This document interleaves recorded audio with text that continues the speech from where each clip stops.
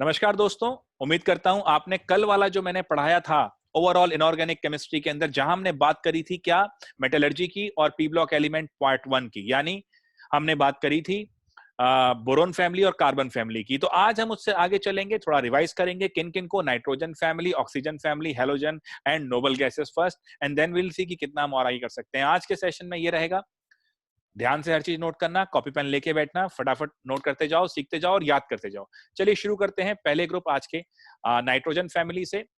And nitrogen family की जब मैं बात करता हूं, सो प्रेटी सिंपल तरीके से आगे चल रहे हैं। नाइट्रोजन फैमिली को क्या कहा जाता है, जनरल सारी चीजें इनकी पहले लिखवा रहा हूं, बड़े ध्यान से नोट करना। सबसे इंपॉर्टेंट है, इन्हें कहते हैं निक्टोजेंस या नाइकोजेंस भी काफी लोग कहते हैं इनको, निक्टोजेंस या समवेयर लोग कहते हैं नाइकोजेंस। ऐसा इसलिए कहा जाता है कि इनके जो कुछ कंपाउंड हैं वो सफोकेटिंग हैं, दम घोटू हैं, ठीक है, इसलिए इनको निक्टोजेंस कहा जाता है। बच्चों इसके अंदर अगर हम बात करें जनरल इलेक्ट्रॉनिक कॉन्फ़िगरेशन, सभी बच्चों को पता है NH2 NP3 रहती है। इसके जो कंपाउंड हैं वो क्या हैं, नए पुराने अच्छी सब बातें, ऐसे हमने याद किया हुआ है, आप अपने किसी भी तरीके से याद कर सकते हैं, कोई दिक्कत नहीं है। N2 जो बनती है ये थोड़ा सा अनरिएक्टिव गैस है, हम सारे जानते हैं, बिकॉज NN के बीच में एक ट्रिपल बॉन्ड है, इसकी वजह से अनरिएक्टिव है। दूसरी चीज एक ध्यान रखना, इसकी हाई बॉन्ड डिसोसिएशन एनर्जी है। आपकी एनसीईआरटी में दोनों पॉइंट लिखे गए हैं, पहला ट्रिपल बॉन्ड है इसके अंदर, दूसरा हाई बॉन्ड डिसोसिएशन एनर्जी है। अब इसकी वजह से देखो बेटा, दोनों पॉइंट लिखने हैं तभी जाके ये अनरिएक्टिव गैस है, ठीक है जी। ये जो यहाँ पर P जो एग्जिस्ट करता है वो P4 की फॉर्म में करता है, ये एक नॉन मेटल है और सॉलिड फॉर्म में आता है।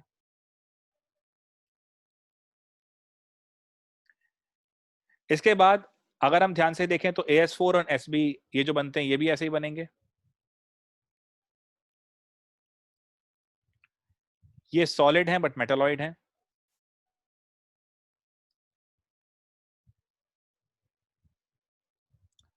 और आपका बिस्मथ जो है वो मेटल है, ये ध्यान रखिएगा। इसके बाद बात आती है, कुछ फिजिकल प्रॉपर्टीज पढ़ ली जाए। एटॉमिक रेडियस जो है वो डाउन द ग्रुप बढ़ती है, ठीक है जी, हम जानते हैं as we move from top to bottom atomic radius increases.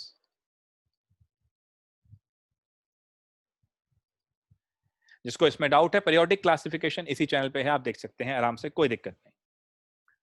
But बच्चों इनकी जो लेफ्ट टू राइट की बात करें तो लेफ्ट टू राइट कम होती है, तो इनकी 14 ग्रुप से कम होती है एटॉमिक रेडियस, तो 14 ग्रुप से कम होती है और आगे वाले से ज्यादा रहती है, ये चीज ध्यान रखना। तो एटॉमिक रेडियस में आपको ये चीज ध्यान रखनी है, रेगुलर सा पैटर्न है, कोई खास इसमें दिक्कत नहीं है। Melting point,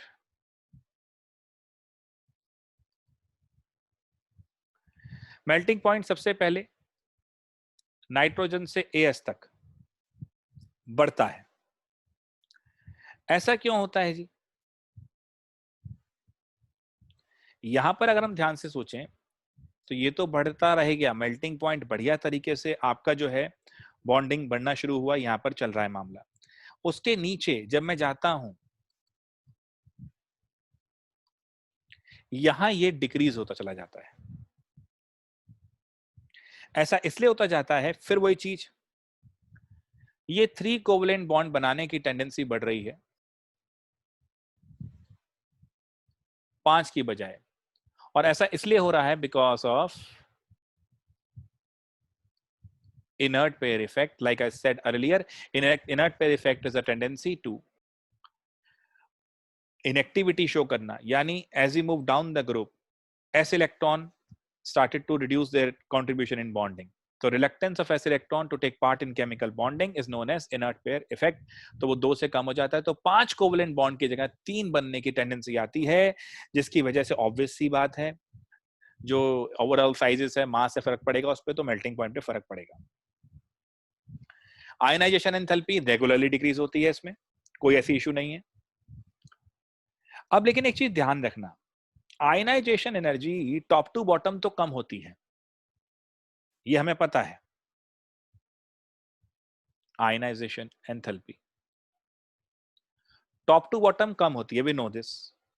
left to right बढ़ती है, हम जानते हैं, लेकिन ग्रुप 14 से ग्रुप 15 में आने में जो चेंज है वो बहुत ही ज्यादा हो जाता है। ऐसा इसलिए होता है कि जो NP3 की बात कर रहे हो, तो half filled and fully filled shells are more stable, so this is half filled, that is why more stability. Atomic structure नाम के अध्याय के अंदर ये आपने देखा था, half filled and fully filled shells are more stable, and why these are more stable? Because of symmetry and high exchange energy. Okay बच्चा, और इलेक्ट्रोनेगेटिविटी डिक्रीज होती है, कोई दिक्कत नहीं है। एलोट्रॉपी इस ग्रुप के अंदर बहुत बढ़िया एक कॉन्सेप्ट है, यहां पर भी कार्बन वाले में भी था। बिस्मथ को छोड़ दीजिए, बाकी सारे एलोट्रॉपी दिखाते हैं। ठीक है जी, ये ध्यान रखिएगा, ये चीज क्वेश्चन बन जाएगा कि कौन नहीं दिखाता, बिस्मथ नहीं दिखाता, ये चीज ध्यान रखना। केमिकल प्रॉपर्टीज की अगर बात करते हैं तो डाउन द ग्रुप जैसे मैंने यहां बताया, +5 की कम होती जा रही है, +3 की बढ़ रही है, again because of inert pair effect. इस पॉइंट्स को भी नोट कर लेते हैं, बिकॉज आपको याद करने में बड़ी ही आसानी रहेगी। केमिकल प्रॉपर्टीज के अंदर नंबर 1, +3 की स्टेबिलिटी बढ़ रही है, +5 की कम हो रही है, because of inert pair effect, IP। बच्चों अब कुछ हाइलाइट्स की बात कर लें, क्वेश्चन आता है डायरेक्ट इस पे। जब हेलाइट्स की बात करते हैं तो हेलाइट्स में जनरल फॉर्मूला क्या रहेगा? 3 और 5 दिखा रहे हैं, तो EX3 या EX5 रहेगा। स्टेबिलिटी ध्यान रखना, अगर हम बात करते हैं तो NF3, NCl3 और NBr3। देखो कोई बड़ी बात नहीं है यार, साइज बढ़ता जा रहा है, अब साइज बढ़ता जा रहा है तो बॉन्ड कमजोर होता जाएगा, तो स्टेबिलिटी भी कमजोर होती जाएगी। ठीक है, तो यू कैन राइट स्टेबिलिटी का ऑर्डर ये हो गया। फुर्ती से नोट करते जाइए, नोट करना बहुत जरूरी है, सिर्फ सुनने से कुछ नहीं होगा, नोट करेंगे तो दिमाग में टिका रहेगा, इंपॉर्टेंट ये है। लुइस बेस स्ट्रेंथ, ये क्वेश्चन एनसीईआरटी में भी है और इंपॉर्टेंट भी है। अब बच्चों ध्यान से सुनना, Ni3 ये जो पूछा गया है वही बता रहा हूं, हाइड्राइड्स में तो भी बता ही दूंगा। NF3, ऐसा क्यों हो रहा है? बड़ा सिंपल सा लॉजिक है, ध्यान से देखो भाई। बेसिक क्यों होता है ये? अपने लोन पेयर की वजह से। अब ये जो हमारे फ्लोरीन साहब हैं, ये हाईली इलेक्ट्रोनेगेटिव हैं, तो इसकी इलेक्ट्रॉन डेंसिटी कम करते जाएंगे। तो यहाँ पे एक छोटा सा पॉइंट लिख लो, मोर इलेक्ट्रोनेगेटिव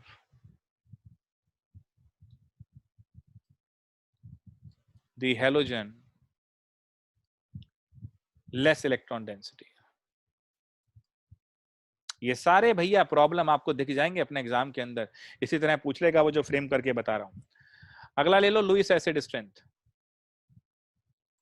तो ये बहुत इंपॉर्टेंट सेशन हो जाएगा, ध्यान से सुनते रहना और नोट करते रहना, बहुत जरूरी है। अब यहां पर क्या है देखो, जिनमें पूछा है उन्हीं का बता रहा हूं मैं सारा।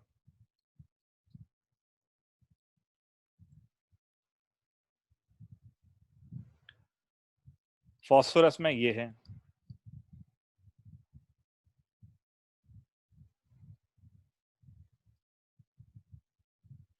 देखो एक बड़ी ही इंपॉर्टेंट बात मैं यहां बताऊंगा आगे, हाइड्राइड्स के अंदर भी और यहां पर भी। जो बोरोन था BF3 वाले केस में कम हो रही थी लुईस एसिडिक स्ट्रेंथ, है ना। BF3 वाले में हमने देखा था कि वो ऐसे जा रहा था, BBr3 BCl3, बिकॉज बेटा वो इलेक्ट्रॉन डेफिशिएंट था, ये बैक बॉन्डिंग कर रहा था। यहां पर ये पॉसिबिलिटी नहीं आ रही ना, क्योंकि ये तो ऑक्टेट कॉन्ट्रैक्शन दिखाता है और ये ऑक्टेट एक्सपेंशन, ये चीज ध्यान रखना। चलिए, ये मैंने बस एक लिंक करने के लिए बताया, मिक्स मत करना है इसको अपने नोट्स के अंदर, परेशान हो जाओगे नहीं तो। अब बच्चों और क्या, हाँ बॉन्ड एंगल के ऊपर पूछेगा, ये क्वेश्चन भी देखो ध्यान से जरा। PF3 PCl3 PBr3 PI3, यहां पर क्या हो रहा है बच्चों? ग्रेजुअली अगर आप देखो तो साइज बढ़ने की वजह से है तो सारे ये बॉन्ड पेयर, बट इसकी वजह से उनका रिपल्शन भी कम होता जा रहा है, तो एंगल बढ़ता जा रहा है। रिपल्शन कम करना, एंगल बढ़ाते चले जाओ। ठीक है, तो यहां तक हमने ये चीज करी। अब आगे बढ़ते हैं और समझते हैं हाइड्राइड्स के बारे में। एक बार इस पे नजर डालो, सारे हेलाइड्स पे। मैं बहुत ग्रेजुअली जाऊंगा, इस पे नजर मारो।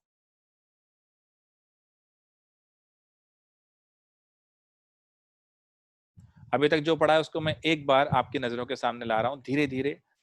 कोई चीज मिस हो गई हो तो उसको प्लीज नोट करो।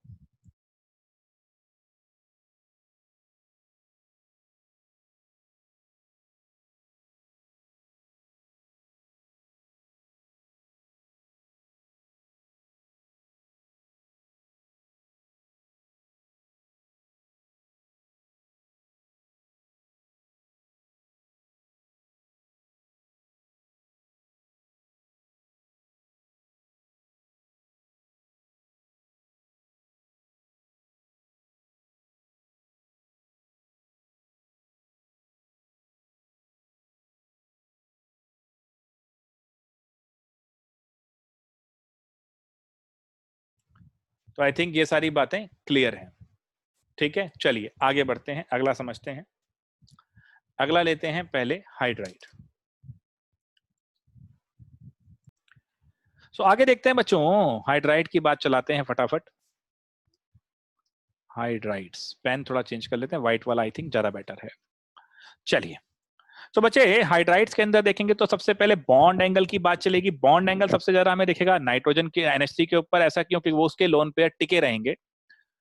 तो आइए जरा समझते हैं।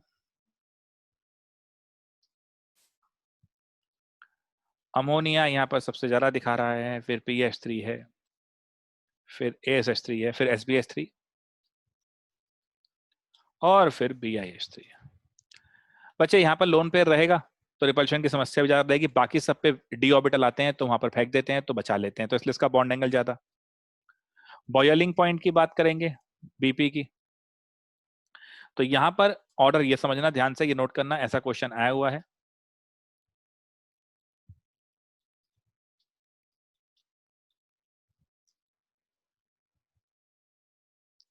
बिस्मथ क्योंकि थोड़ा सा आपको प्रॉपर +3 के अंदर ही दिखाएगा तो उसकी ज्यादा आ जाएगी बॉइलिंग पॉइंट। इसके बाद देखेंगे थर्मल स्टेबिलिटी। हमेशा ध्यान रखना, थर्मल स्टेबिलिटी जब भी पूछेगा नीचे आते हुए वो कम होती जाती है। ऐसा इसलिए क्योंकि नीचे आते हुए एटम का साइज बढ़ता है, और जब एटम का साइज बढ़ता है तो वो हाइड्रोजन के साथ बढ़िया बॉन्ड नहीं बना पाता है। भाई ऑब्वियस सी बात है, पतले आदमी को झप्पी पाओगे या मोटे आदमी को झप्पी पाओगे तो मोटे आदमी की तोंद बीच में आ जाएगी, तो बॉन्ड लेंथ आपकी बढ़ जाएगी और स्टेबिलिटी कम हो जाएगी। वैसे यहाँ है, तो थर्मल स्टेबिलिटी में हर ग्रुप के अंदर ये चीज ध्यान रखना, हाइड्राइड्स की जब भी बात करेगा तो।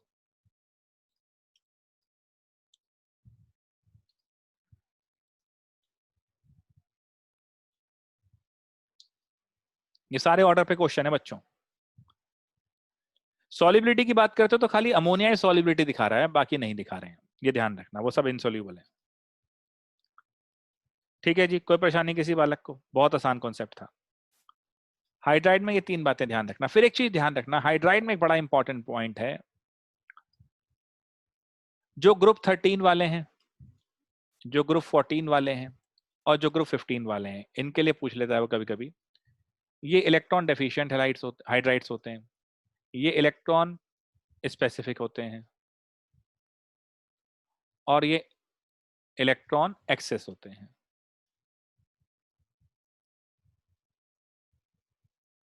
हाइड्राइड में ये चीज ध्यान रखना। ऑक्साइड्स देख लेते हैं। M2O3 या M2O5 बनता है। M ये मान लो एलिमेंट है, ये मत समझ लेना कि मेटल है ना। E भी लगा लो, P लगा लो, जो मर्जी लगा लो, PSN लगा, ये फास्फोरस ग्रुप के अंदर वैसे ही है। अब इसमें आता है बेटा acidic strength, acidic strength of oxides of nitrogen.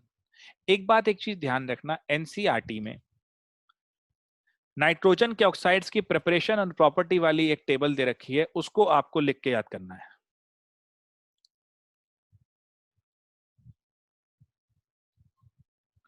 वो वैसे ही वैसे रहेगी, और पूरी इंपॉर्टेंट है, उसमें कुछ और इंपॉर्टेंट कट होता तो मैं यहाँ पर ले लेता, बट वो पूरी इंपॉर्टेंट है, प्लीज नोट कर लेना, उसको जरूर याद कर लेना, उसमें कुछ ही पूछ लेगा वो। N2O और NO ये जनरली वैसे न्यूट्रल से ही है, बट ठीक है, सबसे कम ही रहेंगे।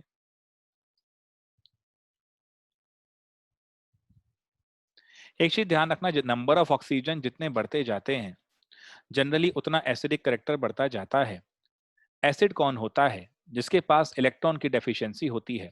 अगर आप ऑक्सीजन को अपने अंदर समेटेंगे, कॉमन सेंस सोचो, ऑक्सीजन को अपने अंदर समेटेंगे तो ऑक्सीजन आपको इलेक्ट्रॉन डेफिशिएंट बनाएगा, इसलिए जनरली इन सभी को कहा जाता है ऑक्सी एसिड्स। ये भी चीज ध्यान रखना। तो आप एक चीज ध्यान रख सकते हो कि अगर oxidation number of central atom increase करता है तो एसिडिक करेक्टर बढ़ता है, ये चीज ध्यान रखना। ठीक है जी। और इसके बाद आप कर सकते हो acidic strength of trioxide.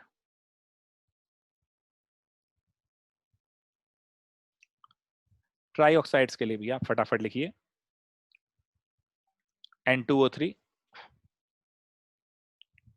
P4O6,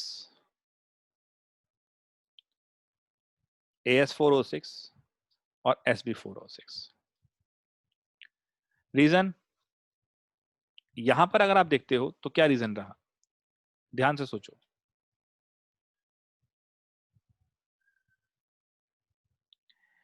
electronegativity central atom की बढ़ती चली जा रही है, इसकी ज्यादा, इसकी कम, इसकी कम, इसकी कम। अरे भाई, एसिड है कौन जो इलेक्ट्रॉन को अपनी तरफ एक्सेप्ट करने की कोशिश करेगा, है ना, वही अच्छा एसिड है, तो इसकी इलेक्ट्रोनेगेटिविटी ज्यादा है, वही अच्छा एसिड है। यही चीज हम ऑर्गेनिक के अंदर पढ़ते हैं जब एल्काइंस की बात करते हैं कि एल्काइंस एसिडिक क्यों है। डन है। चलिए बच्चों, कुछ रिएक्शन जो इस चैप्टर से आई हुई हैं, इस ग्रुप से आई हुई हैं, वो जरा देख लो। नाइट्रोजन के बनाने की आई हुई हैं।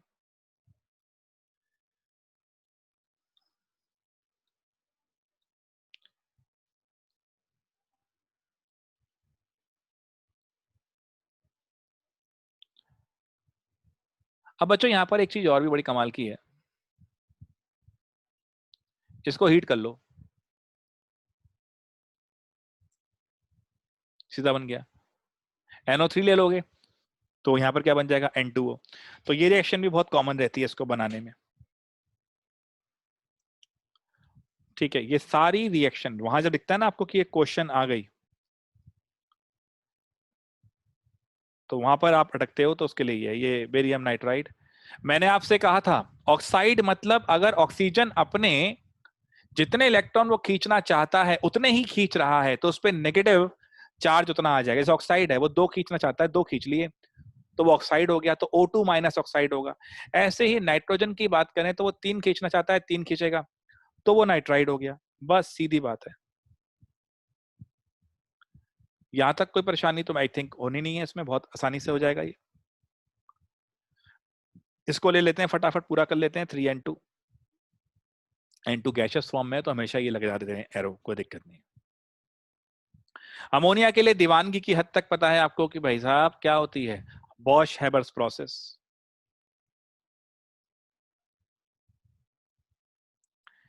यहां पर आपको पता है सरफेस केमिस्ट्री में ये वाला कैटलिस्ट भी दिया हुआ है, और पी ब्लॉक के अंदर बताया हुआ है लिंक कैटलिस्ट के बारे में भी। प्रेशर भी हाई रखते हैं इसके अंदर।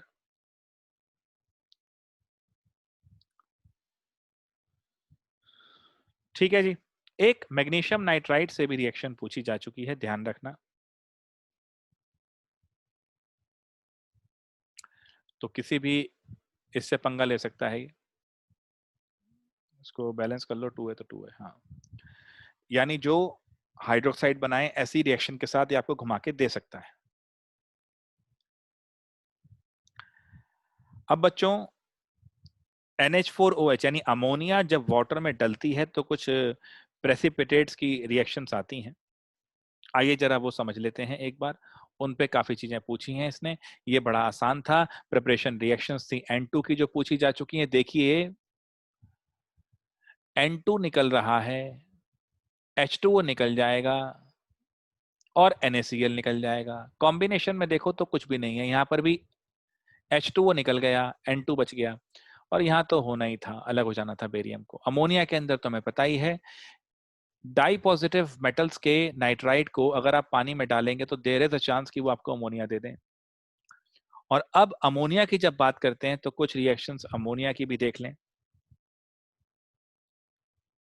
अमोनिया की ज्यादातर रिएक्शन एक्वस मीडियम में होती हैं, तो आपको ये मालूम होगा NH4+ और OH- हमारे लिए कितना जरूरी है।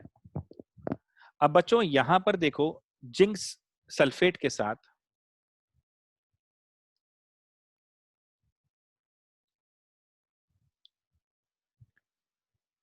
अब इसका क्या होता है, प्रेसिपिटेट आउट करता है ये भी, और ये व्हाइट पीपीटी है, और साथ में अमोनियम सल्फेट है।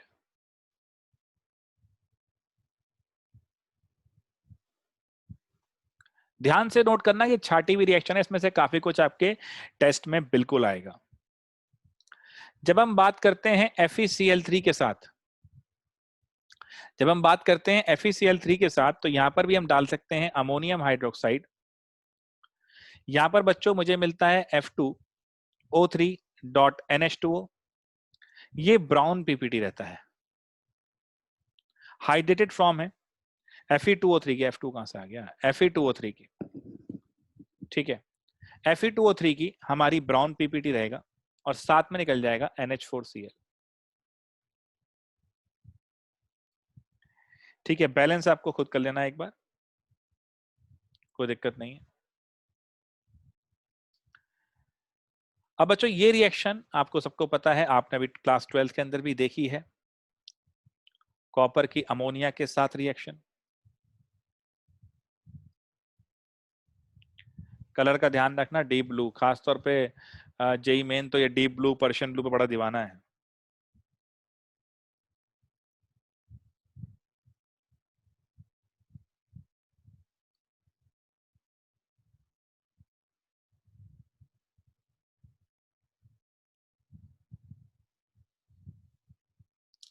ठीक है, AgCl तो पता है बेटा व्हाइट होता है प्रेसिपिटेशन में और कलरलेस हो जाता है इसके अंदर। ठीक है, अब आपको फिर वही 2 मिनट ध्यान से पढ़ते चले जाना है। मैं पूरे स्क्रीन को बार बार ले रहा हूं, पढ़ते चले जाना है और देखना है कुछ भूले। आइए देखते हैं।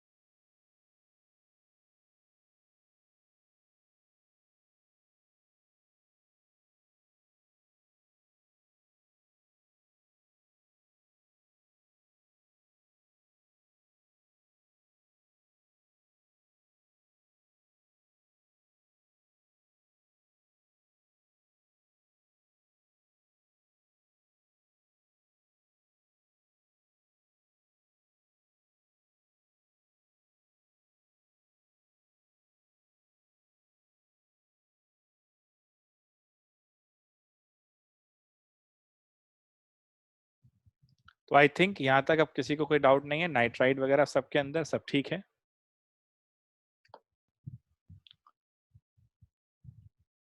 चलिए बच्चों आगे बढ़ते हैं। तो आगे बढ़ते हैं और समझते हैं अब नाइट्रिक एसिड के बारे में।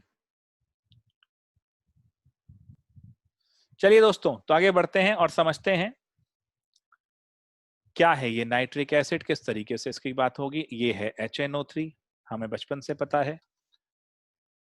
अब बनता कैसे है भैया, प्रिपरेशन थोड़ा देख लें, कुछ रिएक्शन अमोनिया से ही पहला लिंक बना के देखते हैं, क्योंकि अमोनिया पहले बनाया है तो इसके साथ लेके चलते हैं, क्योंकि H है, N है, O है, तो यही डाल लेते हैं। पहले बनेगा ये 4NO, 6H2O, NN4।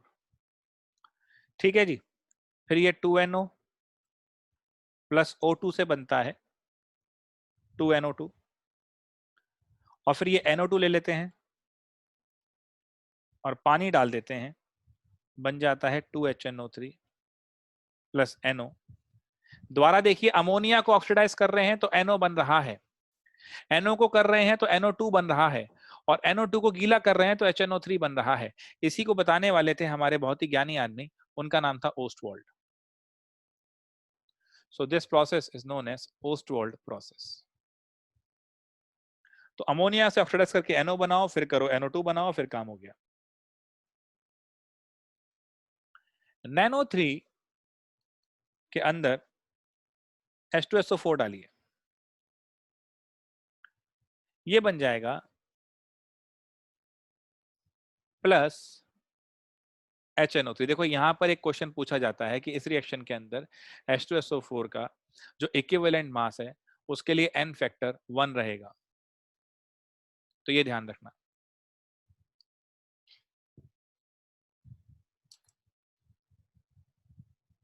ठीक है जी, चलिए, तो ओस्टवाल्ड प्रोसेस हो गया, और उसके साथ साथ हमने एक ये देख लिया जो इस इक्वेशन के अंदर वो पूछता है कि इसका वैलेंस फैक्टर का क्या कहानी रहेगी। आगे बढ़ते हैं भैया। प्योर HNO3 तो कलरलेस है, प्योर HNO3 कलरलेस है, परंतु इम्प्योर जो है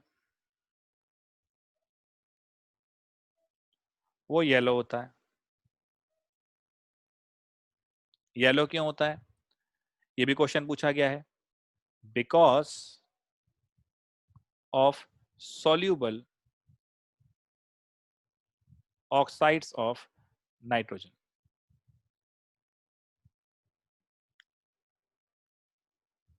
ये एक स्ट्रॉन्ग ऑक्सीडाइजिंग एजेंट है, हम सब जानते हैं। ठीक है जी।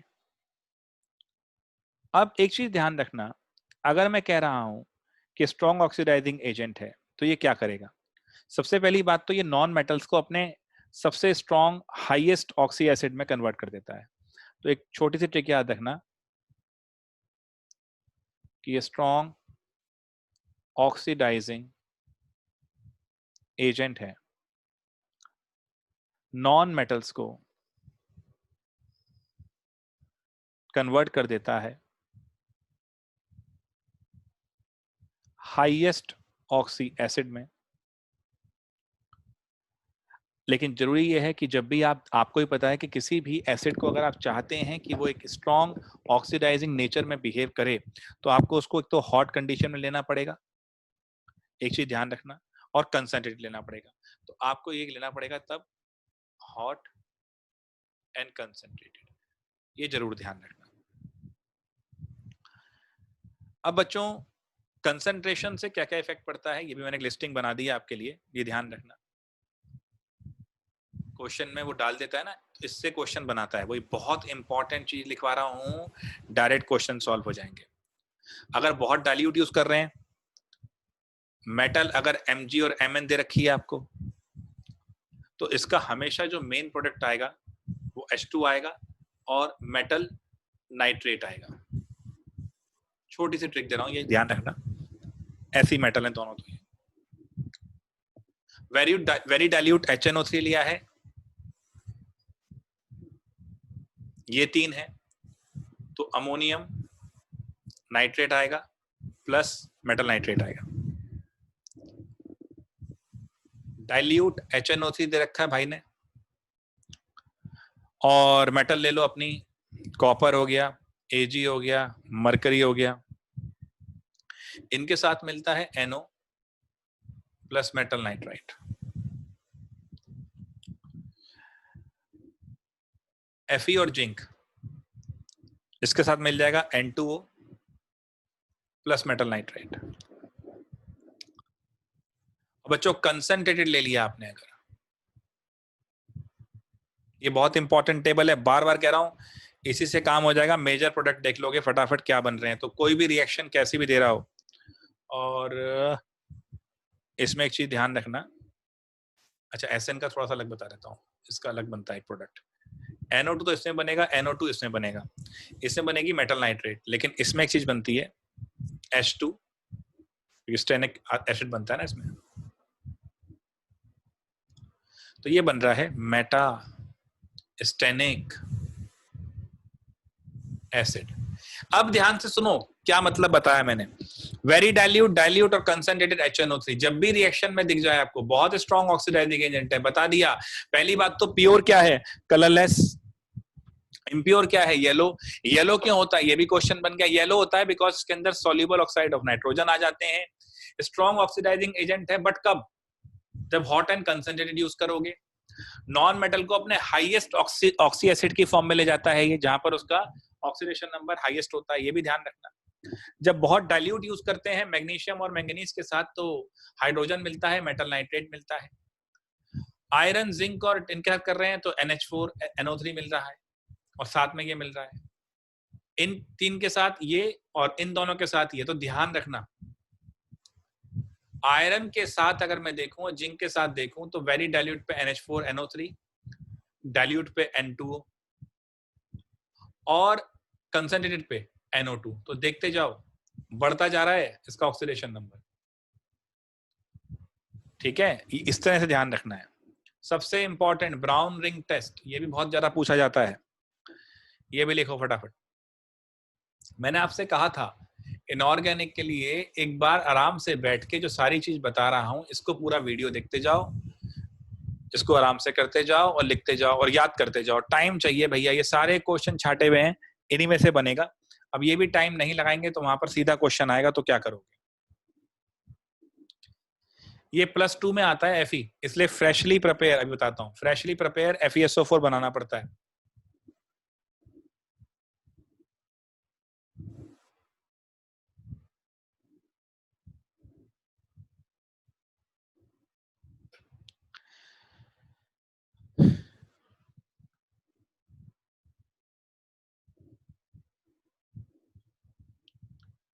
कोऑर्डिनेशन कंपाउंड इसके साथ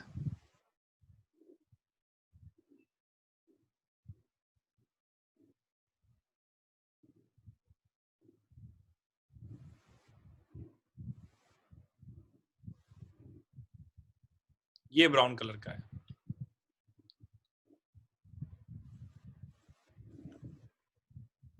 ठीक है जी। अब देखो बेटा, यहां पर बनाना पड़ता है फ्रेशली प्रिपेयर्ड, इस टेस्ट के लिए बनाना है फ्रेशली प्रिपेयर्ड FeSO4। ऐसा क्यों भाई, अगर यहाँ पर Fe की स्टेट +2 -2 चले ना, तो +2 है। अगर थोड़ी देर भी छोड़ दोगे तो स्टेबल ऑक्सीडेशन स्टेट आयरन की +3 है, तो फटाफट उसके अंदर भाग जाएगा वो। तो ये चीज ध्यान रखना बच्चों। इसके बाद फॉस्फोरस की जब बात करोगे तो व्हाइट, रेड और ब्लैक फॉस्फोरस।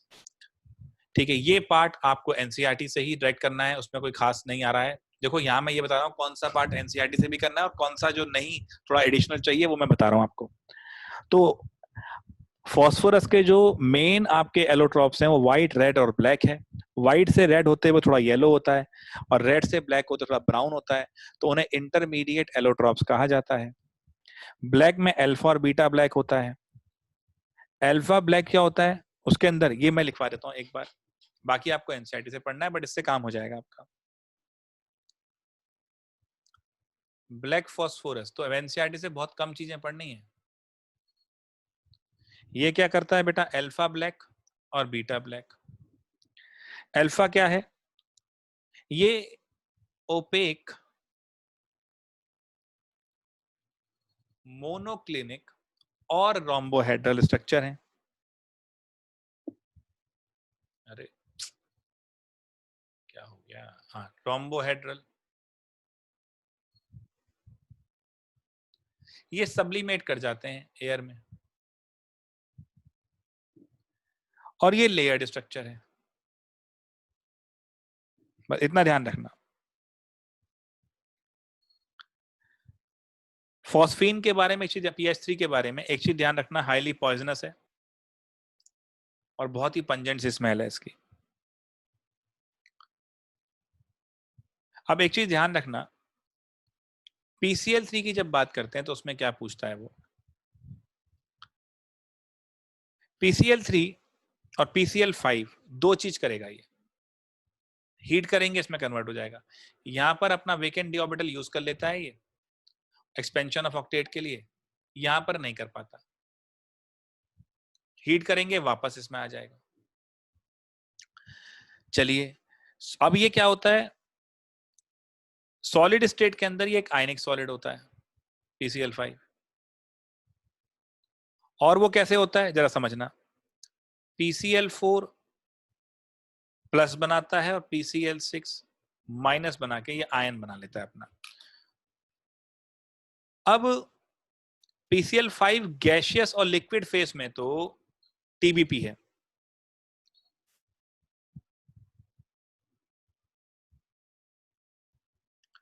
अब एक चीज समझना, ये गैस फेज में, ये भी इंपॉर्टेंट चीज है, तो ट्राइगोनल बाइपिरामिडल शो करता है, लेकिन सॉलिड स्टेट में कैटायन जो है ये टेट्राहेड्रल है, दिख ही रहा है PCl4, और ये ऑक्टाहेड्रल है। ये चीज नोट कर लो फटाफट।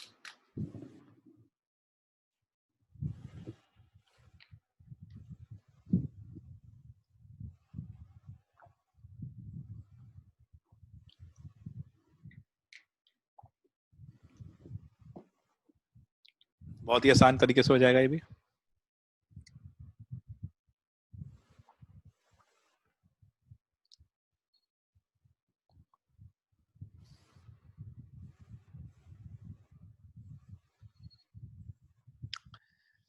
चलिए बच्चों, एक बार इस चीज को भी ध्यान से देख लो, अपने दिमाग में बैठा लो, फिर आगे बढ़ते हैं फटाफट।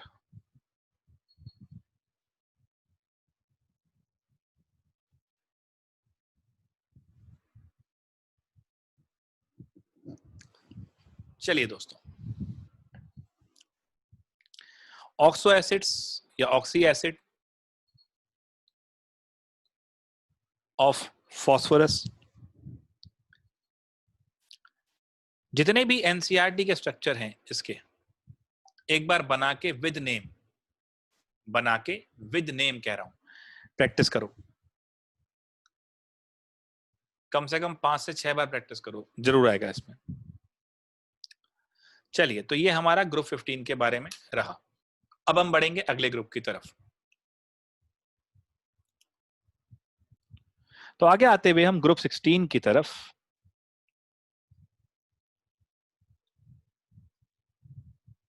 ऑक्सीजन वाला ग्रुप आ गया बच्चों ये, ठीक है। अब इसमें क्या चीज ध्यान रखना, O2 तो सबको पता है गैस है, सल्फर जो है वो सॉलिड स्टेट में मिलेगा, नॉन मेटल है लेकिन ऑक्टा एटॉमिक स्टेट यानी S8। अच्छा, अब जो आ जाए सेलेनियम एंड टेलुरियम, ये सॉलिड है, मेटलॉइड है, और पोलोनियम रेडियो एक्टिव मेटल है। अब एक चीज ध्यान रखना, oxygen, sulphur, selenium, tellurium, polonium, ये हो गया रेडियो एक्टिव, नमस्ते करो। इन सभी को बोलते हैं चाल्कोजेंस। और क्यों कहते हैं चाल्कोजेंस, क्योंकि ये ओर फॉर्मिंग एलिमेंट्स हैं। फिजिकल प्रॉपर्टी जनरली कोई खास वेरिएशन नहीं दिखा रही है, नीचे आते हुए आयनाइजेशन एंथैल्पी कम हो रही है, एटॉमिक एंड आयनिक रेडी बढ़ रही है, इलेक्ट्रोनेगेटिविटी डिक्रीज हो जाएगी, ठीक है, और ऐसा कोई दिक्कत नहीं है। सिवाय एक चीज ध्यान रखना, बॉन्डिंग में सभी लोग जानते हैं, नहीं जानते हैं तो एक चीज बताता हूं, देखो ग्रुप 15 में एक क्वेश्चन बनता है कि N2 तो बन जाता है, P2 नहीं बनता, यहाँ O2 बन जाता है, S2 नहीं बनता। सीधी रीजन है बच्चों, N जो है 3 बॉन्ड बना सकता है, ऑक्सीजन जो है 2 बॉन्ड बना सकता है, यानी ये पाई बॉन्ड बना लेते हैं। ऐसा इसलिए क्योंकि इनके 2p पाई बनता है, मतलब 2p पाई बनता है, इसमें भी 2p पाई बनता है। पाई बॉन्ड जैसा हम जानते हैं साइड वाइज ओवरलैपिंग है। फॉस्फोरस और सल्फर पे 3p ऑर्बिटल है, 2p पाई साइज छोटा है, थोड़ा क्लोज होते हैं, आराम से कट जाते हैं, तो साइड वाइज ओवरलैपिंग इफेक्टिव होती है। 3p पाई बड़े ऑर्बिटल हो गए भैया, साइज बढ़ गया ना 2p से, तो अब इनकी साइड वाइज ओवरलैपिंग इतनी इफेक्टिव नहीं होती है। अब जब पाई बॉन्ड बनाए भी और वो इफेक्टिव ना हो, बॉन्ड ही कमजोर हो, तो भैया सल्फर और फास्फोरस कहते हैं छोड़ो यार, हम नहीं बनाते, हम सिंगल बना के खुश हैं। तो P4 तो ऐसे बन जाता है, और एसिड पता है आपको क्राउन वाला बनाता है अपने आप को वो, ठीक है जी। और तुम्हारा ये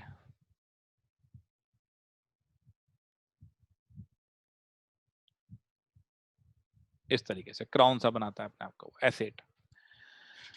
तो बच्चों ये चीज समझने की कोशिश करना। अब P4 के अंदर, क्योंकि हम देख पा रहे हैं ये व्हाइट फास्फोरस है, इसके अंदर बॉन्ड एंगल रहता है वो 60 का रहता है, स्ट्रेन ज्यादा रहता है, तो P4 हाईली रिएक्टिव होता है। व्हाइट से रेड आने में एक बॉन्ड कम हो जाता है, स्ट्रेन कम हो जाता है, एंगल थोड़ा बढ़ जाता है, और वो थोड़ा सा चेन की तरह बन जाता है। और रेड से ब्लैक आते आते एंगल और बढ़ता है, स्ट्रेन कम हो जाता है। तो अब ये आप कह सकते हैं कि वाई N2 और O2 एग्जिस्ट करते हैं, P2 और S2 नहीं, क्योंकि इनमें 2p पाई ओवरलैपिंग है, जो कि फीजिबल है और जो बढ़िया है। लेकिन इनमें फीजिबिलिटी नहीं आ रही, क्योंकि 3p पाई है। 3p पाई के अंदर क्या हो जाएगा, 3p पाई ओवरलैपिंग इफेक्टिव नहीं होगी, तो कहेगा ठीक है जी।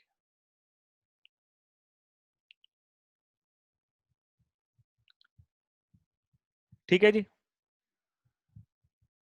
चलिए अब ये बात हमारी समझ में आ गई।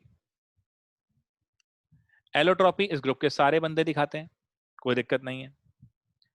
ऑक्सीडेशन स्टेट हमें पता है कि ऑक्सीजन की जो है वो -2 -1/2 -1 रहती है, 0 भी रहती है, +1 भी रहती है, +2 भी रहती है। +2 कहाँ रहती है भैया, अरे भैया OF2 के अंदर +2 रहती है ना, ये ध्यान रखना। Fluorine is the most electronegative element, उसके सामने ऑक्सीजन भी प्लस शो करता है। ऑक्सीडेशन नंबर हमेशा फ्लोरीन अपना -1 रखता है, चाहे कोई भी आ जाए। अब एक चीज देखना, बाकी जो एलिमेंट है वो -2 +2 +4 +6 दिखाते हैं। -2 की जो स्टेबिलिटी है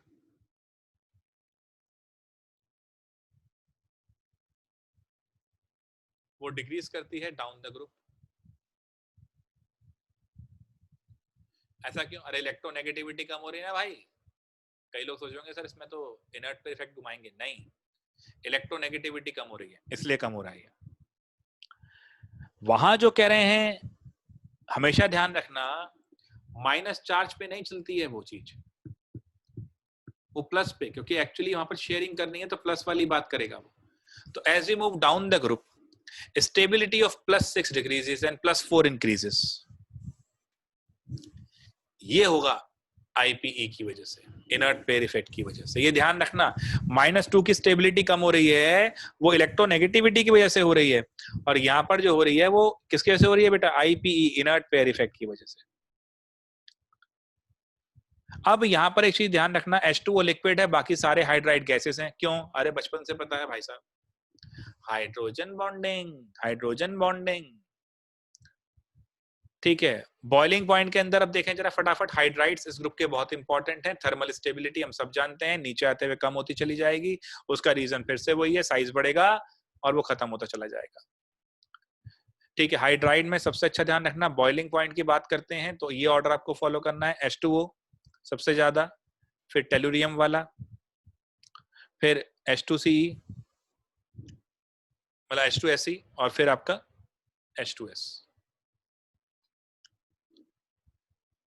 ठीक है जी। बॉन्ड एंगल में वाटर का सबसे बढ़िया, बाकी नॉर्मल रूट, नीचे आते हुए कम होता जाएगा। बॉइलिंग पॉइंट में सल्फर सबसे नीचे चला जाता है, ये चीज ध्यान रखना, क्योंकि एक्चुअली में क्या हो रहा है, बाकी सब में जैसे सल्फर से नीचे शिफ्ट मारते हो तो वहां थोड़ा सा आपको पता है वहां पर शील्डिंग इफेक्ट का नेचर आ जाएगा और वो ज्यादा स्ट्रांग होगा। सल्फर में ये चीज नहीं दिखती, सबसे कम हो जाता है। तो H2O के अंदर अगर हम देखें तो H बॉन्डिंग सपोर्ट कर रही है। इन सब में अगर देखें तो हम, तो यहाँ पर वो कर गया आपका, वो शील्डिंग इफेक्ट का रोल आ गया, इस भाई को कुछ नहीं मिला, तो इनका सबसे बेकार हो जाता है इस चक्कर में। थर्मल स्टेबिलिटी बताई दी थी, एसिडिक कैरेक्टर की बात करूंगा तो भी वो क्या चीज चलेगी भैया, जितना H को छोड़ना आसान होगा उतना एसिडिक कैरेक्टर जो है रहेगा। तो ऑब्वियस सी बात है, जिसका थर्मल स्टेबिलिटी सबसे कम वो सबसे जल्दी H छोड़ देगा, तो H2T इन सब में बढ़िया एसिडिक है नीचे आते हुए। ऑक्साइड बनेंगे आपके MO2 और MO3, दोनों ही ऑक्साइड एसिडिक इन नेचर होंगे, ठीक है, ये भी ध्यान रखना। तो कोई खास दिक्कत नहीं है, ऑक्साइड के अंदर भी कोई खास प्रॉब्लम नहीं है। इसमें एक चीज ध्यान रखना, फिर भी लिख देते हैं आपके लिए, EO2 से मतलब ये दो बनेंगे हमारे, दोनों ही दोनों एसिडिक हैं, कोई ऐसी आफत नहीं आ रही भैया, ऑक्सीजन तो आ ही रहा है ना भयंकर इसमें, उसी का तो ग्रुप है ये, और रिड्यूसिंग प्रॉपर्टी जो है वो डिक्रीज होती है SO2 से TO2 तक, ठीक है, ये थोड़ा ध्यान रखना। हेलाइड क्या बनेंगे जी, हेलाइड बन जाएंगे तुम्हारे, जैसे SF6 बनता है तो EX6 बनेगा, SF4 बनता है तो EX4 बनेगा, OF2 बनता है तो EX2 बनेगा। हेलाइड की जो स्टेबिलिटी है किसी भी एटम के साथ, प्लीज इसको ध्यान से नोट करते रहना, आसान चीजें हैं लेकिन भूलते हैं बच्चे। हेलाइड की जो स्टेबिलिटी है वो ध्यान रखना F- के साथ सबसे बढ़िया इसमें दिखा रहा होगा ये, हर एटम के अपने हेलाइड के साथ इस तरह हैं। और एक चीज ध्यान रखना, हेक्सा हेलाइड जो बनते हैं वो सिर्फ फ्लोराइड के ही दिखे हैं। ऐसा इसलिए कि फ्लोराइड सबसे ज्यादा इलेक्ट्रोनेगेटिव है और सबसे ज्यादा स्टेबिलिटी दिखा रहा है, ठीक है जी। चलिए, डाइऑक्सीजन कैसे बनेगी, KClO3 के डिसोसिएशन से बनती है। ये कुछ कॉमन रिएक्शन है, ये तो पता ही है सबको हमारे को, बट फिर भी KClO3 preparation of O2, KClO3 फटाफट तोड़ा, KCl प्लस O2, बैलेंस मारते रहना है इसको। ये क्या हुआ, KCl और ये तो यहाँ पर 3 लगेगा तो यहाँ 2 लगेगा और यहाँ पर 2 लगेगा, लो हो गया, ठीक है। ऑक्सीजन कलरलेस है, ऑर्डरलेस है, ये तो बड़े ध्यान से जानते हैं। पैरामैग्नेटिक है, MOT के अंदर एक्सप्लेन कर पाए थे कि पैरामैग्नेटिक है, ठीक है जी, ये ध्यान रखना। मेटल ऑक्साइड बना रहे हैं तो वो बेसिक ऑक्साइड बनते हैं मोस्टली, ठीक है, और नॉन मेटल के साथ क्या बनते हैं, एसिडिक। बट एक चीज ध्यान रखना, Al2O3 जो है वो एम्फोटेरिक है, ये कल भी बताया था मैंने,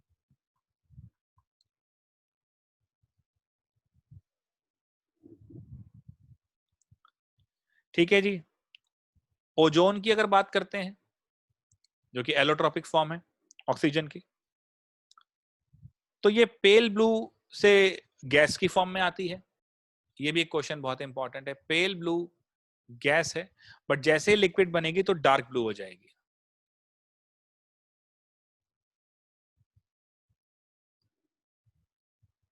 सॉलिड बनाना है तो वायलेट ब्लॉक, वायलेट ब्लैक, जैसे जैसे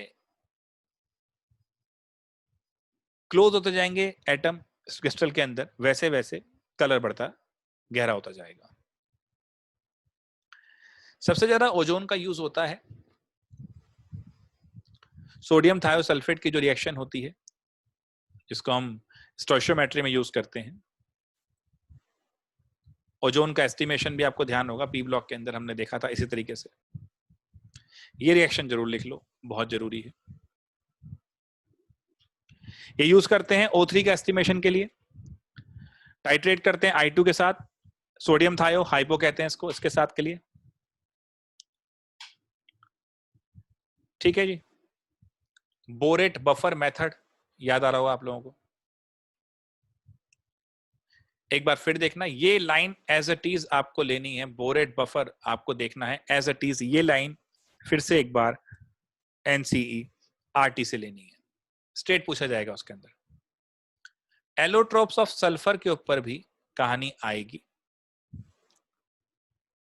rhombic alpha mono beta, rhombic alpha mono beta.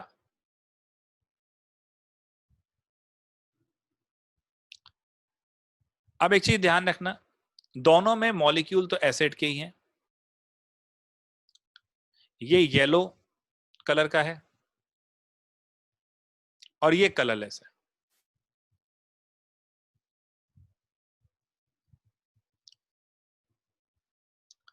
ठीक है जी, दोनों CS2 में सॉल्यूबल है।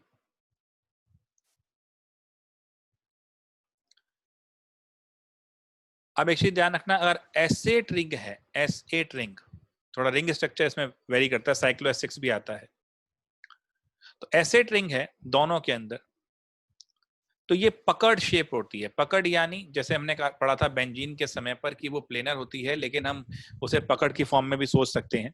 तो ये पकड़ फॉर्म होती है एसिड रिंग की, ऊपर नीचे प्लेन के अंदर, और क्राउन शेप्ड है, जैसे अभी मैंने बनाया था ये एसिड, कहाँ गया, ये रहा। तो ये अगर थोड़ा सा नीचे होगा तो ये उसके ऊपर होगा, फिर ये नीचे होगा, ये ऊपर होगा, ऐसे पकड़ शेप होती है ये। लेकिन अगर ये S6 रिंग के अंदर भी आता है तो इसके अंदर चेयर फॉर्म होती है। कब आता है? टेम्परेचर थोड़ा बढ़ाना शुरू करोगे तो आना शुरू हो जाएगा, और जब टेम्परेचर को 1000 K से भी ऊपर ले जाओगे तो S2 जो है वो सबसे ज्यादा डोमिनेंट हो जाएगा, और अगर S2 बन गया तो फिर तो ये पैरामैग्नेटिक भी हो गया।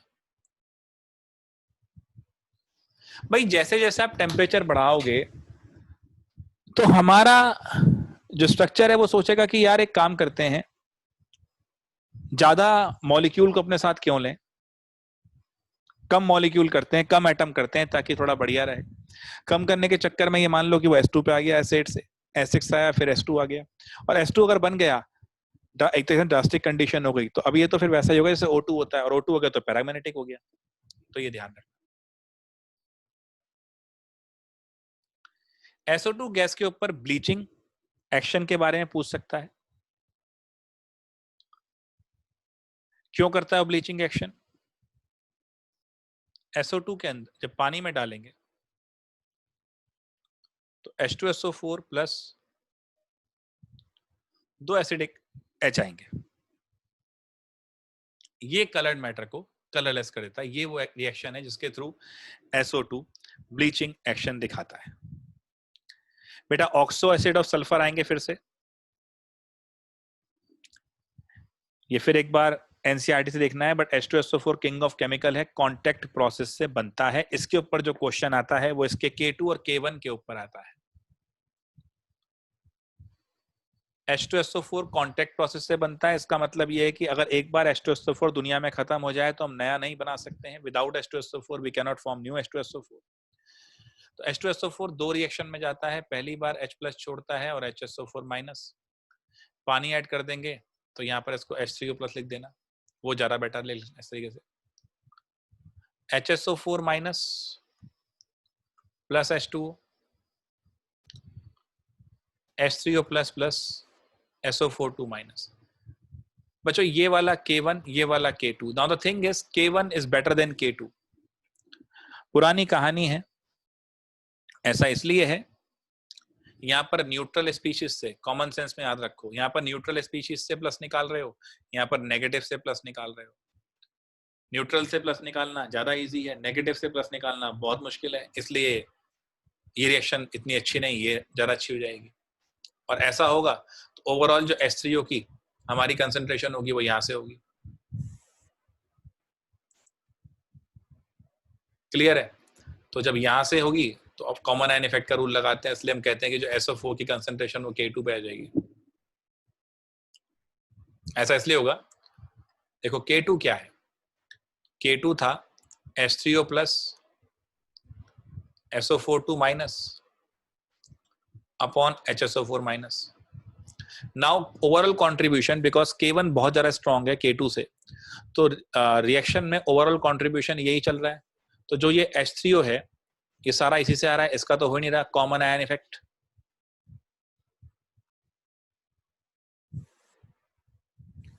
And if this is common ion effect तो सारा H3O यही है। अब सॉल्यूशन में जितना H3O था भाई, अगर ये 1 मोल था तो ये भी था और ये भी था, तो इसकी और इसकी कंसंट्रेशन सेम है। So what we can write, H3O plus जो ओवरऑल सॉल्यूशन में है वो नियर अबाउट HSO4 माइनस के बराबर हो गया, इसके बराबर हो गया। अब इसके बराबर हो गया तो उसको यहां डाल दो, K2 is equal to HSO4 minus SO42 minus upon HSO4 minus, ये तो कट गया तो SO4 की K2 हो गई सीधा। ऐसे सॉल्व कर सकते हो बहुत इजीली इसको। सो ये चीज ध्यान रखना, यानी यहाँ पर सीधा सा एक फंडा आया कि Ka1, जो K1 लिखा है मैंने वो Ka1 है, dissociation constant of acid, first dissociation constant of acid वो बड़ा है सेकंड से। उसका रीजन मैंने आपको समझा दिया। तो ऐसी कोई खास बात नहीं है बच्चों, एक बार इसको आप पढ़ लेंगे और ये सारी चीजें जो इंपॉर्टेंट रिएक्शंस थी, क्या वो चीज पूछ सकता है, क्या चीज है, वो सब मैंने एक बार आपको यहां तक बता दी। चलिए अब आगे बढ़ते हैं। तो अभी तक हमने ग्रुप 15 और ग्रुप 16 के जो सबसे इंपॉर्टेंट चीजें थी, ऑक्सी एसिड्स आपको मैंने बोले एक बार एनसीईआरटी से जरूर देख लो। और अब हम बढ़ रहे हैं ग्रुप 17 और 18 की तरफ। आई होप अभी तक जो बताया है वो समझ में आया है, और समझ में आने के साथ साथ जो सारे इंपॉर्टेंट पॉइंट बता रहा हूं उन्हें लिख के भी याद करना बहुत जरूरी है। ये रिएक्शंस वहां दिख जाएंगी, ये कारण वहां दिख जाएंगे, क्वेश्चन के अंदर ऑप्शन दिख जाएंगे, तो करना तो पड़ेगा भैया। इसे और मत टालिएगा, इसे जल्दी से जल्दी विद इन अबाउट 1 और 2 डेज में वाइंड अप कीजिएगा, क्योंकि बाकी भी आपको अब टेस्ट भी देखने हैं। चलिए शुरू करते हैं अगला group, group 17, the halogen family.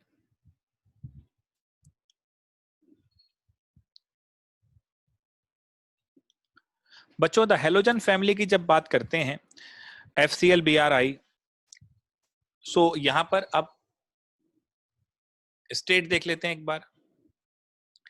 F2 जो है वो पेल येलो गैस है, कलर पे ध्यान रखना, क्योंकि खासतौर पे जेई मेन वाले कलर पे वो जरूर फेंक के मारता है कुछ ना कुछ।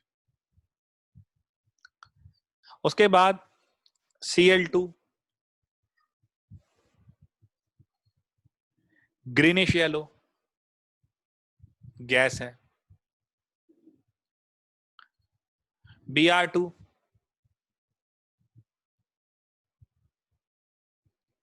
रेडिश ब्राउन लिक्विड है। एंड I2 पर्पल सॉलिड है। भाई फ्री स्टेट में तो बिल्कुल नहीं मिलेंगे, बहुत ज्यादा रिएक्टिव है, हमेशा ध्यान रखना। फ्लोरीन जो मिल जाता है वो फ्लोराइड की फॉर्म में, क्रायोलाइड की फॉर्म में। क्लोरीन NaCl नमक की फॉर्म में बहुत मिलता है। और एक चीज ध्यान रखना, आयोडीन जो मिलता है ये सीवीड से मिलता है, ये बहुत चीज आपको ध्यान रखनी है।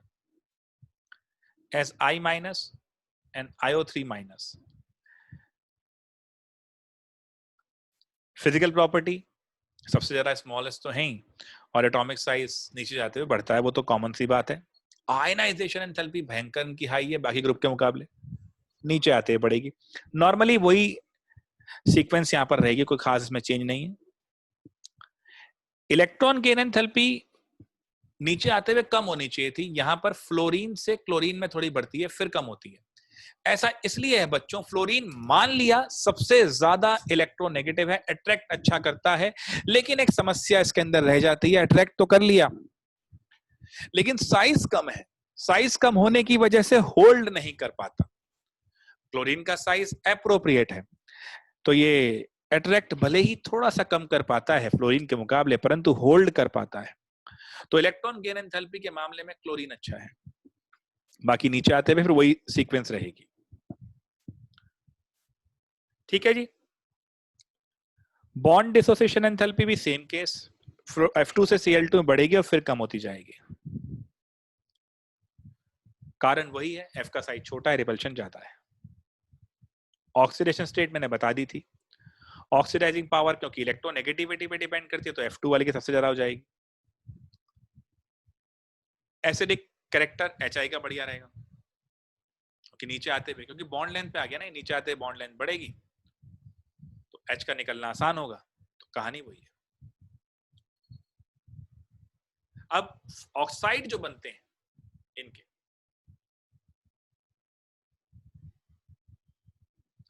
भैया जो फ्लोरीन है वो दो बना लेता है, OF2 एंड O2F2, यहाँ +1 और यहाँ +2 ऑक्सीजन दिखाता है, ये ध्यान रखिएगा। ऑक्सीजन खाली इन पोजीशंस के अंदर प्लस दिखा रहा है आपको, बाकी तो बेटा +1 से लेके +7 तक में ऑक्साइड बना लेते हैं।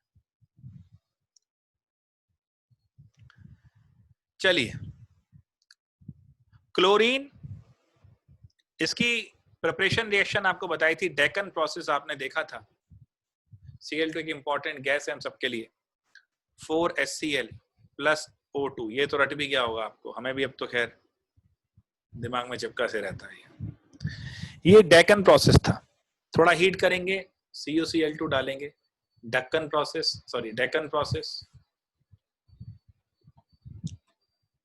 For manufacture of Cl2। HCl बनाना है वापस तो फिर पानी डाल देना, वापस आ जाएगी रिएक्शन। फिजिकल प्रॉपर्टी बताई थी, ग्रीनिश येलो गैस होती है, कोई दिक्कत ही नहीं है इसके अंदर। और इसका ब्लीचिंग एक्शन तो बहुत ज्यादा आता ही आता है। साइड बाय साइड इसका ऑक्सीडाइजिंग नेचर भी पूछा गया है Cl2 का, तो जरा वो भी देख लेते हैं कहां कहां पूछा है ऑक्सीडाइजिंग नेचर।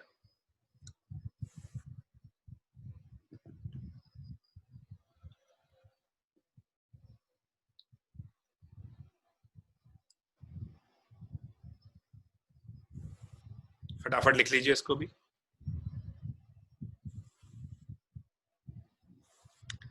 आयोडीन के साथ भी बड़ा अच्छा सही चलता है हिसाब किताब इसका।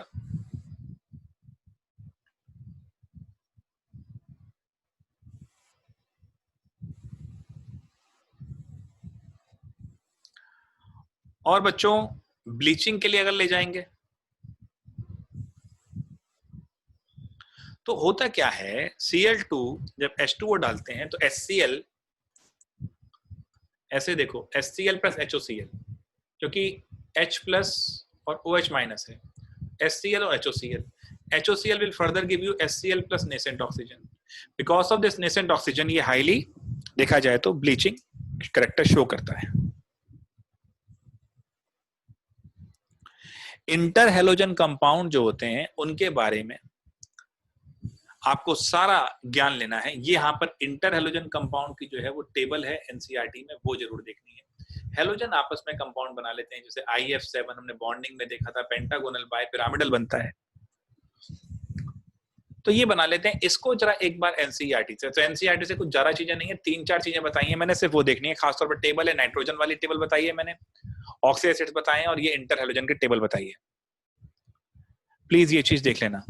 एक्वा रीजिया जो इंपॉर्टेंट है, इसके अंदर 3 पार्ट HCl और 1 पार्ट HNO3, उसकी रिएक्शन भी लिख रहा हूं क्योंकि वो पूछी जा सकती है। तो 3:1 HCl HNO3। Gold and platinum के लिए डिसॉल्व करने के लिए कल हम मेटलर्जी में समझा भी रहे थे किस तरीके से करना है, और फिर इसके अंदर डिसॉल्व कराने के बाद किस तरह इसको हम निकाल सकते हैं। तो लुटेरे बनने की कहानी हमने कल मेटलर्जी में सीखी थी।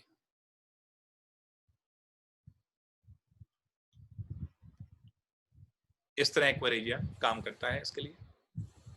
एक है जिसका आप देखो AuCl4 माइनस NO और अपना 2H2, तो ये एक्वारेजिया गोल्ड को डिसॉल्व करने के लिए। प्लेटिनम वाली ही पूछ सकता है, तो उसके लिए रिएक्शन ये रही।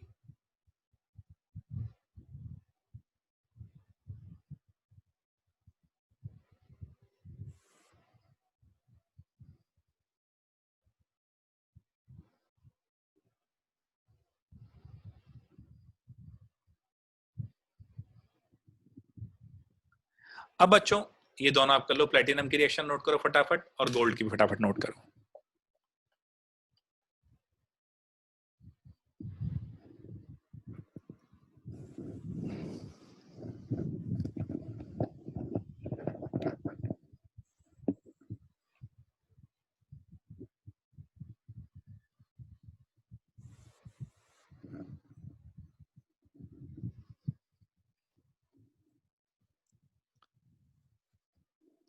इनके ऑक्सी एसिड्स में एक चीज ध्यान रखना, HClO4 HClO3 ये सब जो देख रहे हो, जितने ऑक्सीजन ज्यादा होंगे फिर वही कहानी है, उतना अच्छा एसिड होगा।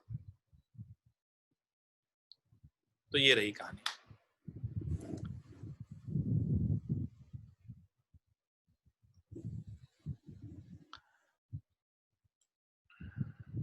ठीक है जी, चलिए तो यहाँ पर ये कहानी समाप्त होती हुई, इतनी चीजें करनी है, इसमें बहुत ज्यादा दिमाग नहीं खपाना है। ठीक है, टाइम भी ऑब्वियसली कम है, उस हिसाब से सब देखना है। हाँ तो बच्चों ग्रुप 18 की बात कहा जाएगा। अब ग्रुप 18 जो है वो नोबल गैसेस की जब बात करते हो आप, उसके लिए है नोबल गैसेस। भाई हीलियम, नियॉन, आर्गन, क्रिप्टन और जियोन, ये सब, जिनॉन, ये सब चलेगा रेडॉन के साथ। सारी की सारी मोनो एटॉमिक गैसेस हैं, तो पहले तो ये मजा है, कोई ज्यादा टेंशन ही नहीं। आयनाइजेशन एंथैल्पी इनकी बहुत ज्यादा हाई है। अब आप बोलेंगे लेफ्ट टू राइट तो बढ़ी रही थी, तो इनकी बहुत हाई मतलब ये तो रिएक्ट भी नहीं कर रहे, तो रिएक्ट नहीं कर रहे तभी तो बहुत ज्यादा हाई है। आयनाइजेशन एंथैल्पी मतलब इलेक्ट्रॉन इनसे निकालने के लिए बहुत ज्यादा एनर्जी देनी पड़ेगी। Atomic radius increases down the group, number of electron बढ़ते जाएंगे। नंबर ऑफ इलेक्ट्रॉन के आउटर मोस्ट शेल में 8 हैं। अब उनको, या जैसे अब बात करूं तो हीलियम में 2 हैं, बाकी सब में कंप्लीट रहते हैं, 8 रहते हैं कंप्लीट है इनका सारा आउटर मोस्ट शेल। इतने इलेक्ट्रॉन्स को अगर रखना है संभाल के, तो साइज तो ज्यादा होना चाहिए, नहीं तो रिपल्शन की वजह से पंगा हो जाएगा। तो इसलिए नीचे जाते जाते साइज बढ़ता है बहुत भयंकर तरीके से। इलेक्ट्रॉन गेन एंथैल्पी क्या होनी चाहिए, नेगेटिव की पॉजिटिव? इन ये खुद तो लेते नहीं, जबरदस्ती देना पड़ेगा, तो पॉजिटिव। और क्योंकि मोनो एटॉमिक है, किसी और से नहीं जुड़ रही हैं, इलेक्ट्रॉन ज्यादा समा रही है, साइज बड़ा हो चुका है, तो मेल्टिंग बॉइलिंग पॉइंट काफी लो है। इसमें सबसे ज्यादा जो पूछा गया है रिएक्शंस के ऊपर, वो जिनॉन की रिएक्शन है, जो ऑब्वियसली एनसीईआरटी वाली है। जिनॉन का ये स्ट्रक्चर बच्चों बहुत ज्यादा पूछा गया है इसके अंदर, XeO3। इसमें ध्यान रखना ये पिरामिडल शेप दिखा रहा है, बट वैसे ये sp3 है, तो ज्योमेट्री इसकी टेट्राहेड्रल है। एक तो ये चीज ध्यान रखना। रिएक्शन जो जिनॉन की है,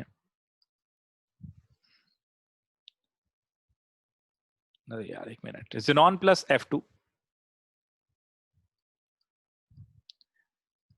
XeF2, इसमें ध्यान ये रखना कि भैया ये एक्सेस में चाहिए। जिनॉन टेम्परेचर 673, टेम्परेचर ध्यान रखना ये एनसीईआरटी में भी दे रखा है, 2F2 डालेंगे, 1:5 का रेशो होना चाहिए। 873, प्रेशर और बढ़ा देते हैं, इसमें तो 1 बार ही है, इसमें आई थिंक 6 या 7 बार है, एक बार चेक करना है इसको। और ये xenon F4, and then finally xenon F6, वहां प्रेशर बहुत ज्यादा लगाते हैं, 1:20 का रेशो रहता है,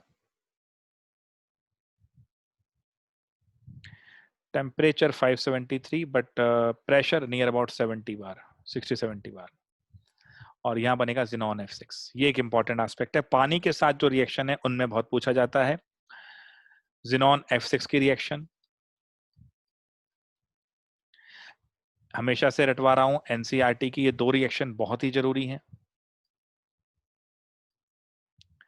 यहां जिनॉन O2F2 बनता है, यहां पर HF ही निकलता है, बैलेंस कर देना हो तो। F6 है तो यहाँ पर F4, तो यहाँ पर 2, यहाँ पर 4। बट एक चीज ध्यान रखना, एक H2O से जिनॉन OF4 और जिनॉन O2F2, एक यहां से फर्क पड़ जाता है, इसको बैलेंसिंग मत उलझाना, इसको ऐसे करके चलना। यहां तक बच्चों हमारा P ब्लॉक पूरा जैसे हम कर रहे हैं वो समाप्त होता है। D and F block elements की जब बात करते हैं तो वो 2 हिस्सों में चलता है। पहला तो D and F block elements की खुद की बात है, यहां पर ज्यादातर जो आप आंसर देखते हैं vacant D orbital, DD transition, इस पे नहीं पड़ जाते हैं, बट कुछ चीजें हैं जो रिएक्शंस हैं, KMnO4 और K2Cr2O7 की रिएक्शंस हैं। इसके अलावा और भी हमारे एलिमेंट्स हैं इसके अंदर, उनकी रिएक्शंस हैं। आज हमने पी ब्लॉक खत्म करा है। कोऑर्डिनेशन कंपाउंड, जिसको कोई डाउट है तो वो भी यहीं पर आएगा, इसी सीरीज में आएगा। अगली सीरीज होगी हमारी ट्रांजिशन एलिमेंट्स की सारी रिएक्शंस, वहां पर हम डील करेंगे, और कोऑर्डिनेशन कॉम्प्लेक्सेस, 2 हमारे टॉपिक और इसके अंदर देखे जाएंगे। आई होप जो मैं बता रहा हूँ वो सब क्लियर है। एक बार घर पे रिवाइज भी करो इस वीडियो को। जो अब दोबारा देखेंगे, जो इसकी प्रीमियर देख रहे हैं वो ठीक है, जो दोबारा देखेंगे वो प्लीज इसको देखते जाएं और नोट करते जाएं और याद करते जाएं। इंपॉर्टेंट पॉइंट ये है। चलिए मिलते हैं। स्वागत था आपका डीजे क्लासेस पे का फिर से। आपने करा था सारा चीज ये। इसको अब नेक्स्ट टाइम हम लेंगे ट्रांजिशन मेटल्स के लिए। रिएक्शंस होंगी उसमें भी इंपॉर्टेंट, जो आज आप बन चुकी हैं, बनती हैं, जो सारी मैंने यहाँ ली हैं आपके साथ, वो हम फिर देखेंगे एक बार। सो नमस्कार दोस्तों, मिलते हैं फिर एक बार।